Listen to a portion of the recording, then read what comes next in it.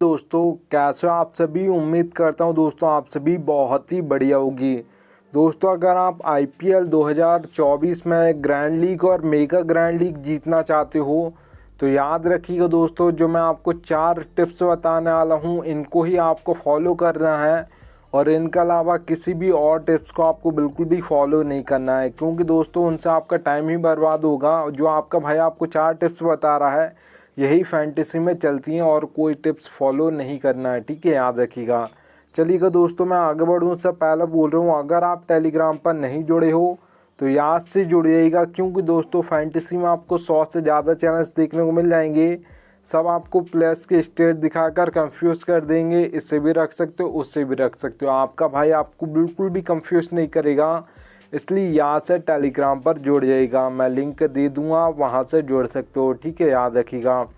चलिएगा दोस्तों, अब मैं स्टार्ट करता हूँ। तो सबसे पहली दोस्तों जो आपको टिप यहाँ पर फॉलो करना है फैंटेसी में, वो याद रखिएगा प्लेयर्स फॉर्म। प्लेयर्स फॉर्म दोस्तों बहुत ही इंपॉर्टेंट होता है आपके किसी भी प्लेयर के लिए, चाहे वो आपका बैट्समैन हो, चाहे वो आपका ऑलराउंडर हो, चाहे वो आपका बॉलर हो, तीनों के लिए उनका फॉर्म इम्पोर्टेंट होता है।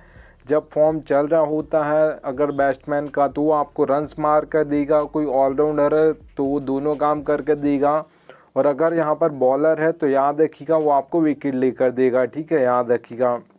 अब देखिए दोस्तों, मैं एग्जांपल बता देता हूँ आप सभी को प्लेयर्स फॉर्म का।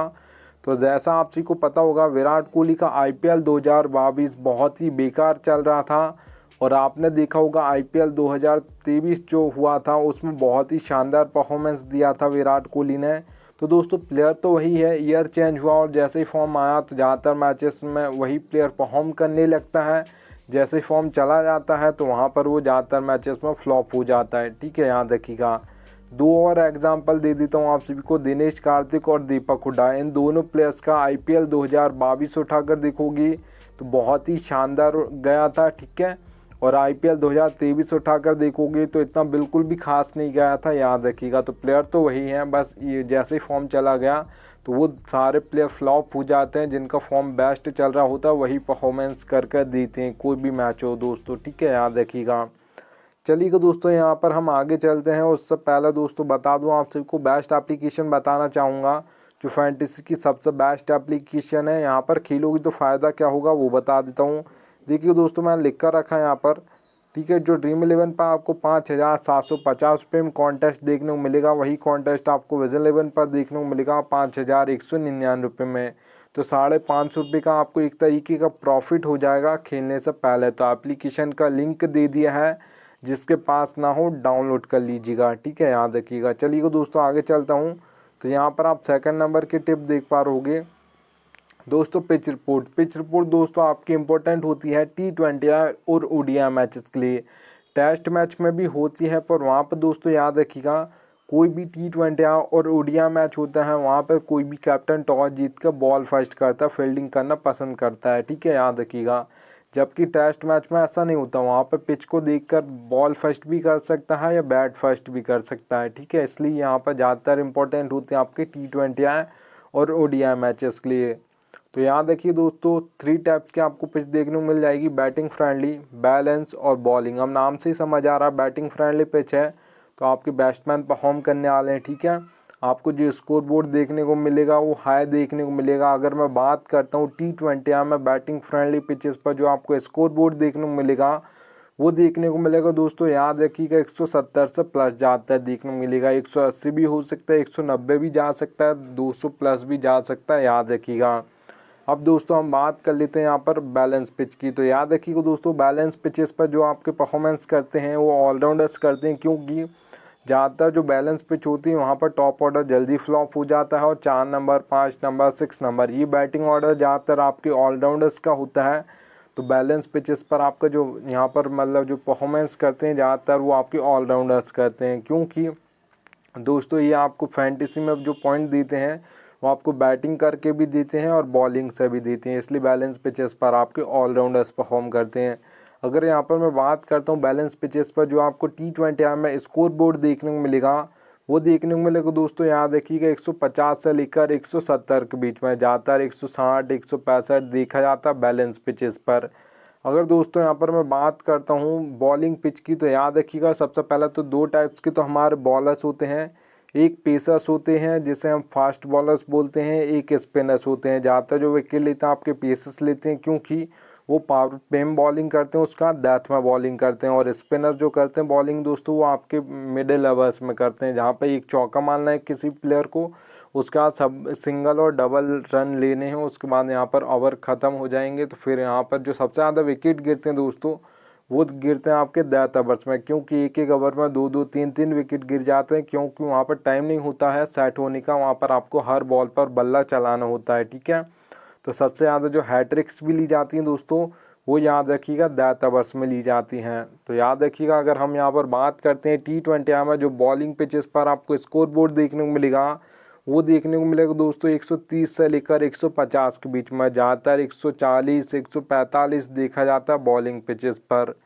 अगर दोस्तों हम यहाँ पर थर्ड नंबर की टिप की बात करते हैं, तो याद रखिए दोस्तों आप सभी को पता होना चाहिए बैटिंग ऑर्डर एक एक प्लेयर का, कौन कितने नंबर पर बैटिंग करने आएगा।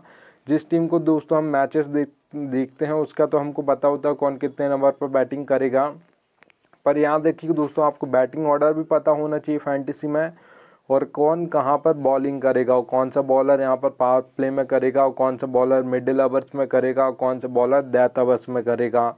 आपका भाई आपको बॉलिंग भी बताता है और बैटिंग ऑर्डर भी बताता है। याद रखिए दोस्तों आप लाइनअप से बैटिंग ऑर्डर तो पता कर सकते हो कौन कितने नंबर पर बैटिंग करने आएगा, पर ये कोई नहीं बताता आपको फैंटेसी में कौन पावर प्ले में बॉलिंग करेगा, कौन मिडिल ओवर्स में करेगा, कौन सा बॉलर डेथ में करेगा। ठीक है, तो याद रखिएगा आपका भाई आपको एक एक प्लेयर का बताता है, इसलिए याद से टेलीग्राम पर जुड़ जाइएगा। मैं क्या समझाऊंगा वो आपको समझा देता हूँ।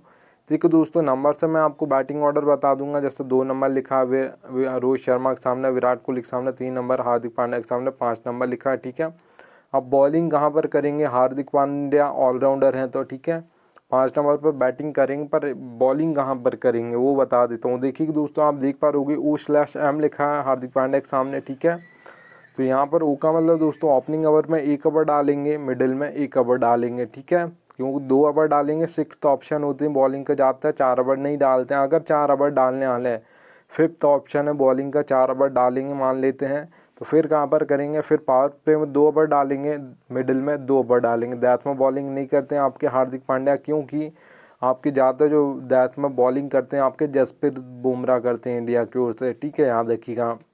अगर दोस्तों हम यहाँ पर बात करते हैं, एक और एग्जांपल ले लेते हैं बॉलर का, तो यहाँ पर आप O/D देख पा रहोगे भुवनेश्वर कुमार से। अब इंडिया की ओर से नहीं खेलते हैं, पहले खेलते थे। तो अब देखिएगा दोस्तों जब भुवनेश्वर कुमार खेलते थे और अभी भी SRH से खेलते हैं, तो कहाँ पर बॉलिंग करते हैं, पावर प्ले में 2 ओवर डालते हैं, डेथ में 2 ओवर डालते हैं। ओ का मतलब दोस्तों पावर प्ले बोल सकते हो या ओपनिंग ओवर्स बोल सकते हो। ठीक है, याद रखिएगा।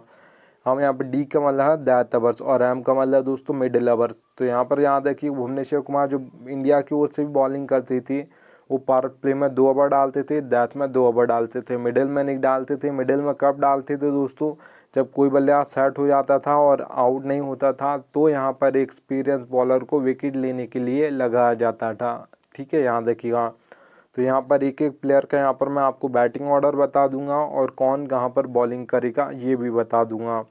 चलिएगा दोस्तों 4th नंबर की हम टिप की बात करते हैं। ये देखिएगा दोस्तों यहाँ पर आप देख पा रहोगे ये कैसी टिप है। तो याद रखिएगा दोस्तों ये रियलिटी बता रहा हूँ फैंटेसी की, पर कोई बताएगा नहीं, याद रखिएगा।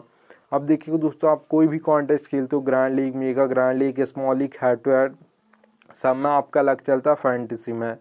अब देखिएगा कितना % चलता है वो बता देता हूँ दोस्तों। तो यहाँ पर आप देख पा रहोगे नीड लक, ज़रूरत पड़ेगी आपको लक की। तो यहाँ पर हेड टू हेड कॉन्टेस्ट खेलते दोस्तों, जिसमें 2 ही मेंबर होंगे, एक मैं हूँगा एक आप होगे, या तो मैं जीतूंगा या आप जीतोगे। तो 2 मेंबर्स में 10% आपका लक चलता है, 90% आपकी नॉलेज चलती है। अगर आपको अच्छी खासी नॉलेज है फैंटेसी की तो आप हेड टू हेड कॉन्टेस्ट जीत सकते हो, याद रखिएगा। चलिएगा अब हम स्मॉल लीग कॉन्टेस्ट की बात करते हैं, जिसमें 3 से 4 मेंबर कॉन्टेस्ट शामिल होते हैं। आप देखिएगा दोस्तों अब मेंबर्स बढ़ गए हैं तो लक परसेंटेज 10 से 20% हो जाएगा। अगर आपको अच्छी खासी नॉलेज है तो आप स्मॉल लीग कॉन्टेस्ट भी जीत सकते हो, याद रखिएगा। ठीक है, अब ग्रैंड लीग और मेगा ग्रैंड लीग की हम बात कर लेते हैं, ये बहुत डिफ़िकल्ट होता है। ठीक है, तो यहाँ पर दोस्तों 100% आपका लक नहीं चलता, 50% आपका लक चलता, 50% आपको नॉलेज चलानी है। क्योंकि दोस्तों आपने देखा होगा ज़्यादातर जो मैचेस होते हैं वहाँ पर आपने देखा होगा जो टीम फर्स्ट आती है 1 आएगी, 2 आएगी, 3 आएगी या 4 आएगी या 5th आएगी। ज़्यादातर जो टीम्स आती हैं दोस्तों 5 से 6 में ही आती हैं, बहुत ही कम ऐसे मैचेस होते हैं जिसमें 15, 16, 17, 18, 19 नंबर 20 नंबर की टीम फर्स्ट आ जाए, ठीक है, याद रखिएगा।